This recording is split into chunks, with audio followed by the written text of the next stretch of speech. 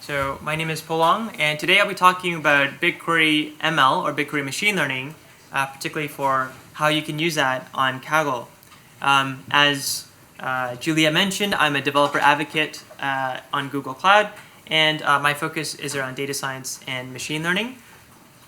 The agenda today, I'll be covering three major topics. First, for those of you who don't know much about BigQuery, I'll give a brief overview of what BigQuery is. Second, then I'll talk about what is BigQuery machine learning, or what is BigQuery ML. And then third is how do you use or how do you begin using BigQuery ML from Kaggle Notebooks. Kaggle Notebooks is also the same as Kaggle kernels, so if you are familiar with Kaggle kernels, it's just Kaggle Notebooks as well.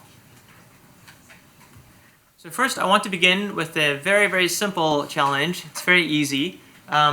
Just wanted to have you think about this. How long would the following data manipulation problem, so it's simply a querying problem, take to solve? And how long, roughly, do you think it would take to solve? In terms of seconds, would it take minutes, maybe hours? So the idea is this. So given the following data on Wikipedia page views, so we have rows of years, month, day, particular language, particular title, and the number of views for that title. If you were to take the sum of all those views for those titles and only those titles that contain a particular regular expression, as you can see, G dot star and so on, and if you were to group it by the language as well, how long would that take? And importantly, how long would that take over 100 billion rows of data? So that in size would be 4.1 terabytes, actually possibly more than that. And the question is, maybe everything up until the point in time that you heard 100 billion rows seemed very easy. You could do that quite simply in pandas or in R within probably a matter of seconds, doing some group bys here and there, or using dplyr. But when it comes to big data, how would you begin querying this very quickly? Well, here's a quick video of me running this query in SQL on BigQuery.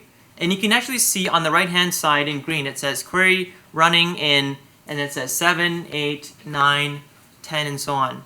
So what's happening here is the data is sitting on BigQuery, and as you run this query via SQL, it will actually spin up the appropriate number of resources to be able to query the data that's sitting in parallel and distributed quite a bit as quickly as possible for you, so you don't have to worry about the computational resources, how to set up the environment, and so on.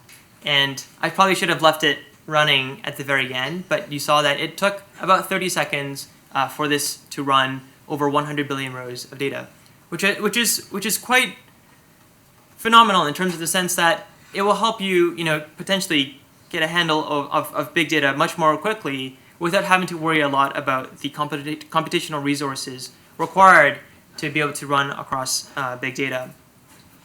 So what is BigQuery exactly? Well, there's a couple of kind of key features just want to quickly go over. It's Google Cloud Platform's data warehouse for analytics. So it's based primarily using the SQL language. So you can write standard SQL and query your data stored on BigQuery.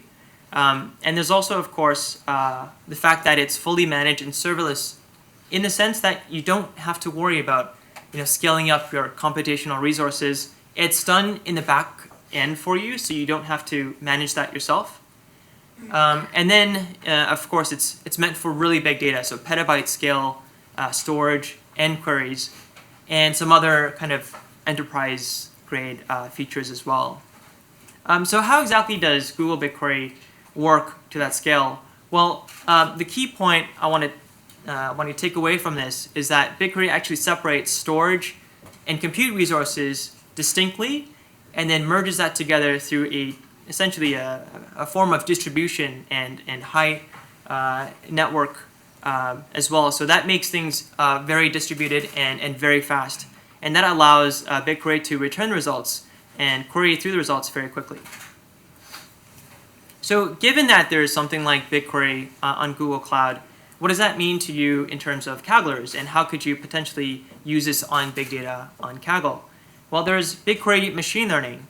And so before we cover BigQuery machine learning, just want to quickly go over the steps that I'm sure everyone here is familiar with, right? So some of the steps, this is not the only pipeline you'd imagine for any kind of data science or machine learning problem.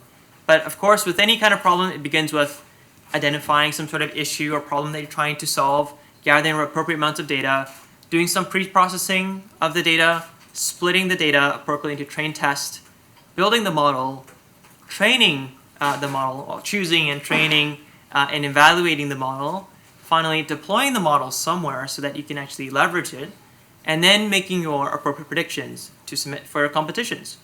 So what BigQuery ML does is that it simplifies this process quite a bit, so it makes it a lot easier for you to iterate through some models much more quickly. So instead, now you can just focus on making sure you have the data in the right format. It can handle some pre-processing, can handle some splitting of the data automatically for you. You actually still need to choose which model you want to use, and I'll talk about the models that are available in BigQuery ML. But it does a lot of that training evaluation for you while scaling up the resources needed to be able to train and also perform the relevant evaluation metrics as well. And then finally, deployment, you don't have to worry about because it actually gets stored as a model in the cloud. So you don't have to worry too much about where your model will be stored. It's kind of done for you in a managed way. And then finally, you can use that model that's stored in the cloud to make your predictions. Again, quick overview. So you can train and deploy your machine learning models. And then, so the machine learning is actually operating on, or rather within BigQuery. So you don't have to worry about taking your data out of a data warehouse. You don't have to worry about figuring out where the data is going to sit. Instead, the machine learning can run directly within the data warehouse, within BigQuery directly. And then further, by using SQL and also client libraries in R and Python, you can then combine SQL and Python, SQL and R, to be able to quickly iterate through any potential hyperparameters and iterate through multiple models very quickly. And then finally, as I mentioned, your models get deployed. And so because they're deployed, you can make your predictions without worrying too much about where that model is going to get stored. In terms of how it actually looks like, for those of you who are familiar with SQL, it's actually very easy to read, the syntax. I'm actually going to start from the bottom and then kind of work my way to the top in terms of the syntax. So here we have this problem of predicting taxi cab fares based off of certain traits, certain features from this data set. So we have the pickup location, we have the drop-off location, we have the number of passengers in a particular taxi cab ride. And what we want to do is just quickly, be able to predict the fare amount based off of the, pickup and drop-off location. So given this data set, so from select and then fare amount and then all the other features, and then from the New York City yellow trips data set, then from this data set, what we're going to do, well, we're first going to create or replace a model. So this is, here in blue, I've created a name of a table on BigQuery where the model will actually sit. So my DS stands for a data set that I've created, and model linear regression is simply the name, a custom name that I've chosen for a table where the model will actually sit. Given this table, what do we want to do with it? Well, we want to create, for example, a linear regression model, since this is a continuous variable. Fare amount is a continuous variable, so we want to use something like linear regression. And then what is our input label column? Well, that is fare amount. So with kind of a fairly easy to understand syntax, you can create this model across really large data sets.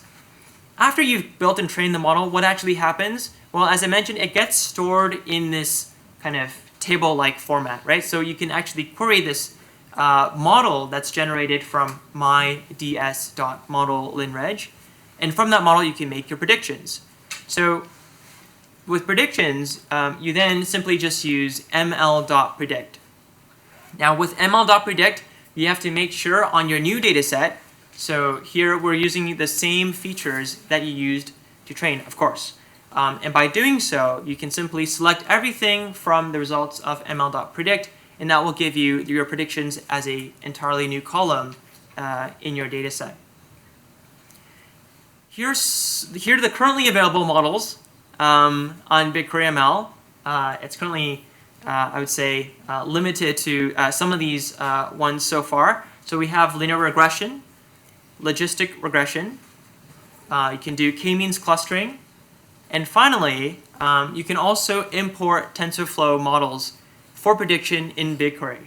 So what that means is, for some of these competitions, the data may or may not be stored on BigQuery already.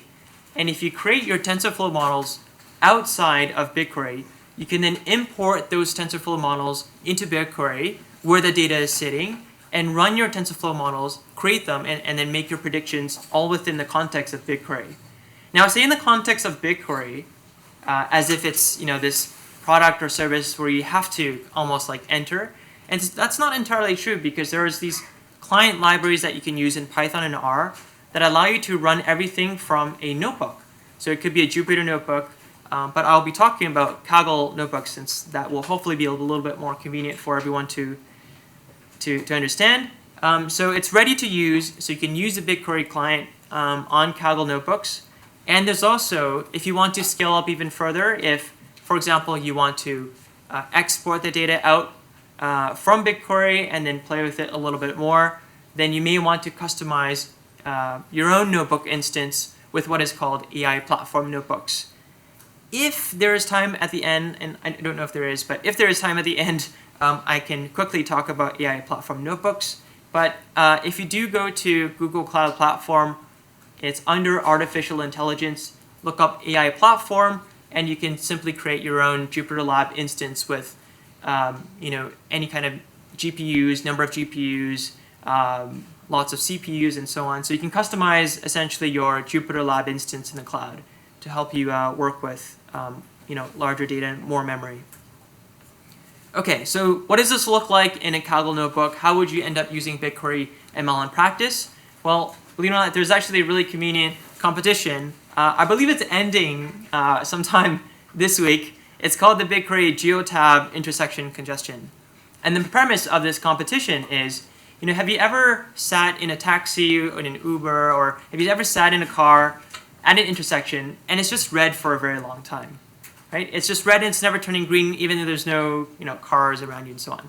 So the idea is, can we use the time it takes for some vehicles, the data collected on vehicles waiting at these intersections, can we use that to infer when rush hours start? So if we can do that, can we somehow maybe decrease congestion on the roads? So given this data set, can you predict how long vehicles will be staying at specific intersections? And so that is a continuous variable of time, right? And be able to predict that with something like BigQuery ML is what I'll be showing you. So I have this open in a separate tab. So this tab here shows the competition. So if you are interested, you can take a look. What's particularly interesting about this one is that while you don't have to use BigQuery ML, if you do use BigQuery ML, and if you do use importing of a TensorFlow model in BigQuery ML, you could have a chance of winning some Google Cloud Platform credits. So that's quite nice. But aside from that, let me just actually jump into this Kaggle notebook. It's a little bit tricky to find, but it's under the description where it says starter kernel. So if you look at Kaggle recently released a BigQuery integration within our kernels notebook environment, in this starter kernel gives you a great starting point for how to use BigQuery and BigQuery. We click on this, and it will open up my next tab here, which is here. And this is a great introductory notebook for you to get a sense of how to use BigQuery ML on the dataset that's used in the competition. So I'm not going to go through every little bit here. I just go through a high level of what you need to do. So first, the most important part is making sure you have access to the dataset. So you have to follow some instructions to join a Google group in order to gain access to the data. Next, because you will be using BigQuery BigQuery ML, you actually need to connect it to your Google Cloud Platform account. So hopefully you have done that by today. And if you haven't, you can, of course, create your own Google Cloud Platform account. Enable BigQuery through the Kaggle notebook. So on the right-hand side, I've created a copy. So on the right-hand side, if you don't see BigQuery here on the bottom to connect, you can always go to Add-ons and then click on Google Cloud Services to connect to your Google Cloud account. So that way you can connect to your account and use BigQuery from your projects. So as you create your account on Google Cloud, you'll always end up creating what's called a project. And just very importantly, you want to make sure that you replace this existing Kaggle Competitions project field with your own project. So, sorry, it's just refreshed here. So you want to make sure you replace it with your own project. So my project here is Polong-BigQuery. So I've replaced it there. And then down below, you will be able to see all the results. And because my kernel went idle, I've lost all the output. But I could show this all very quickly as well.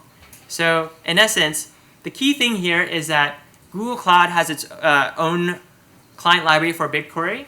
And by loading this particular client library, you can actually run the SQL commands as if they were actual, well, in this case, Python code. But it's not actually Python code, it's SQL. And you're simply using this magic called, %% BigQuery. And then everything else follows exactly what I described in the slides. So we're creating this model if it does not exist. And what are we creating? We're creating this dataset.table, which is BigQML example.model. And you can replace this with model 2, model 3, model 4 as you create more models. What are we creating here? We're creating a linear regression model. And here is our data set. So the total time stop for the vehicles on the road, whether it was a weekend or not, the hour, and then which direction it was heading. So entry and exit heading, and then the city as well. So you can create your linear regression model in SQL in this Kaggle Notebook. And then once you've created this, so there's some more kind of description on exactly what's happening in the syntax, which is great to read through. You can also make sure that that the training was going okay. So here we see some metrics for training. But more importantly, you want to look at some of the predictions made. So if you look at the evaluation metrics, you can see here that the mean absolute error is 2.77. So in terms of seconds, if we're looking at, let's say, root mean squared error, we're looking about 1 to 2 seconds on average difference between what's actually the ground truth. And so that's not too bad in terms of linear regression model. But the idea here is that you can then use this model, which we created before as model 1 under BigQML example. And then you can use this model to run over the remaining test data set that you've created as well. So here we're using the same features as before, and then now we can see the results. So here I've only selected the columns that correspond to the prediction. So this is the prediction at the 20th percentile for all the vehicles and the data as well. So this would be in the format necessary for the Kaggle submission. And you'll notice one really important thing here is that there's this little trick, which is after you put in %% BigQuery, and then you follow it with any variable name, for example, df, in Python, this then allows you to use df as a pandas data frame. So the result from BigQuery, you can actually bring that into a pandas data frame. And so from df, you can then manipulate that however you like. You can get, I don't know, the head of df. You can then look at the characteristics, compare it to your own models outside of BigQuery ML, and so on and so forth. So this is how you can be able to use BigQuery ML in a Kaggle Notebook, have it work very seamlessly with Python as well. Okay, and then finally, of course, if you want to, you can export that as a CSV and then combine that with anything else you need to, and be able to submit that as a submission.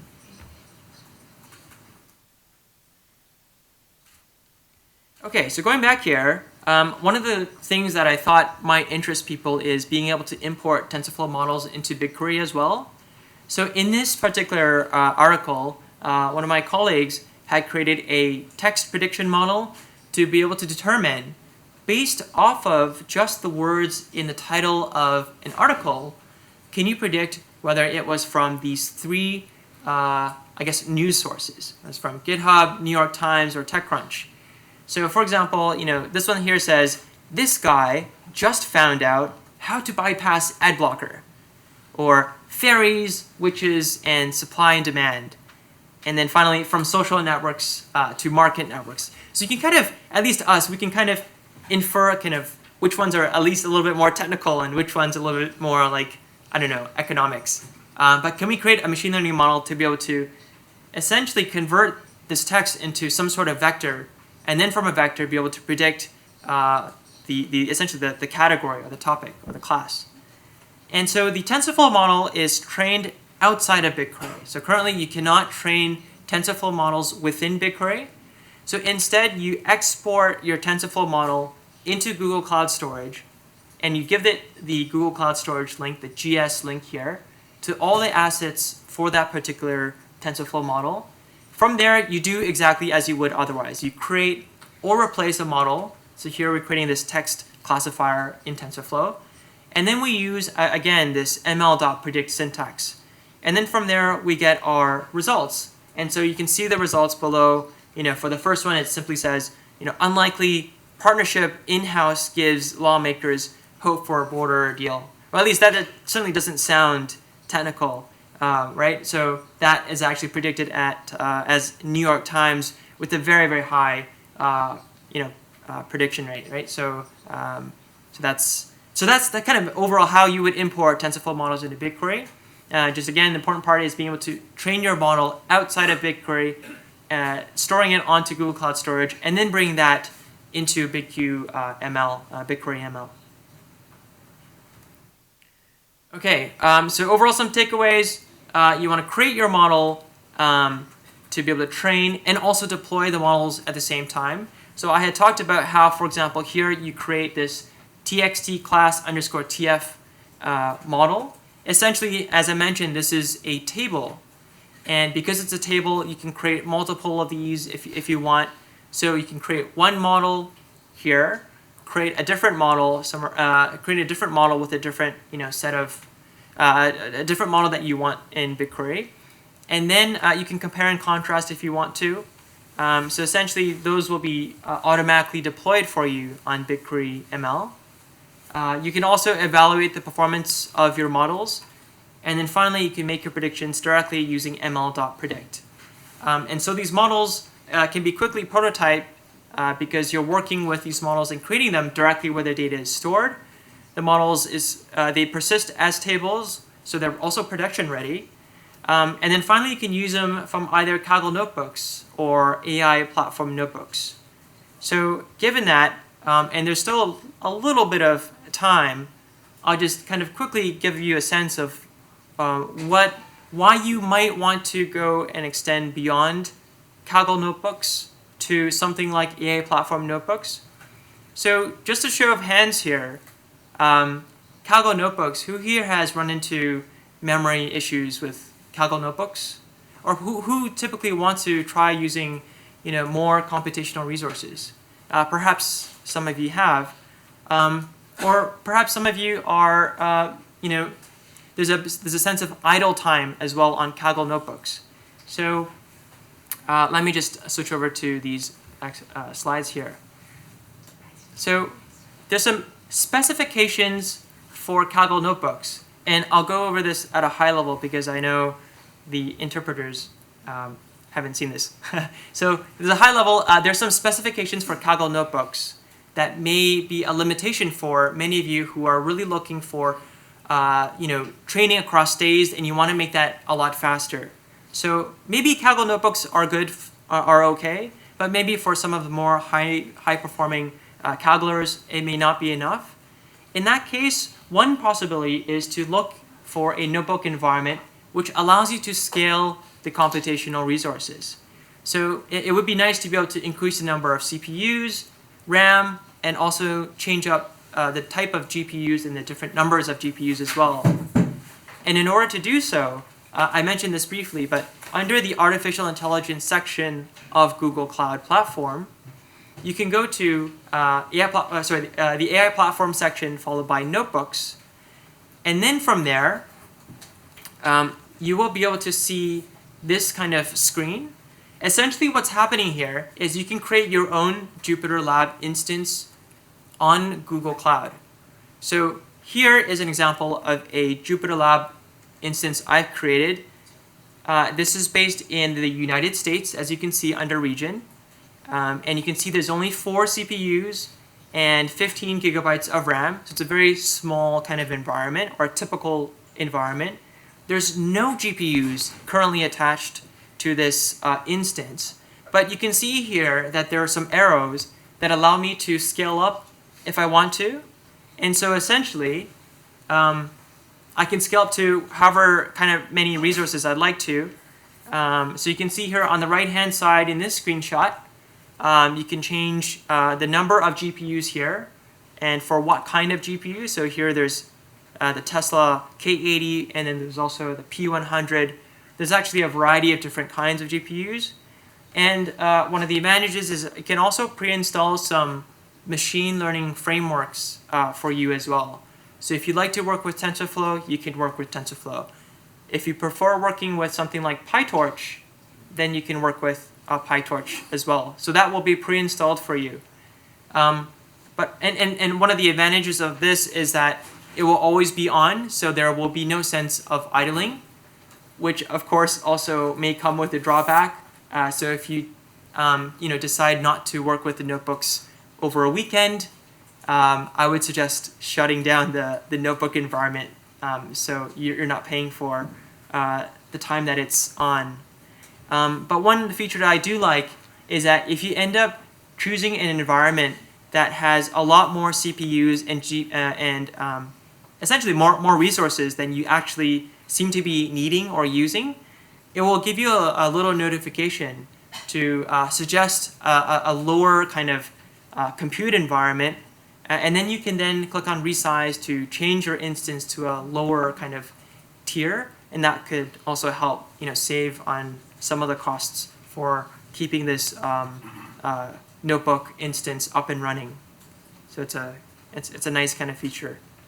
And then importantly is, if you've done something already in Kaggle Notebooks and you're trying to figure out how to transition from Kaggle Notebooks to that potentially more powerful or more customized environment like AI Platform Notebooks, then just remember that you can always download your Kaggle Notebooks as .ipynb, IPython notebooks, and then after you've downloaded them in the JupyterLab instance, you can always upload that directly with the upload button, of course. I think that's fairly straightforward.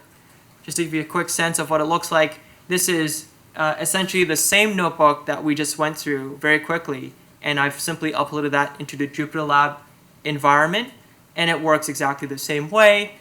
If you want to install new packages, again, you can install new packages, and you have that customizability there. Okay, so I think that is everything there I wanted to cover. And the last slide I wanted to show is this. So finally is, thank you so much for listening. There's some great resources if you are interested in learning a little bit more about Google BigQuery and BigQuery machine learning. For those of you who are familiar with Reddit, there is a subreddit dedicated. It's reddit.com/r/BigQuery. And then I also mentioned here 2 Twitter handles.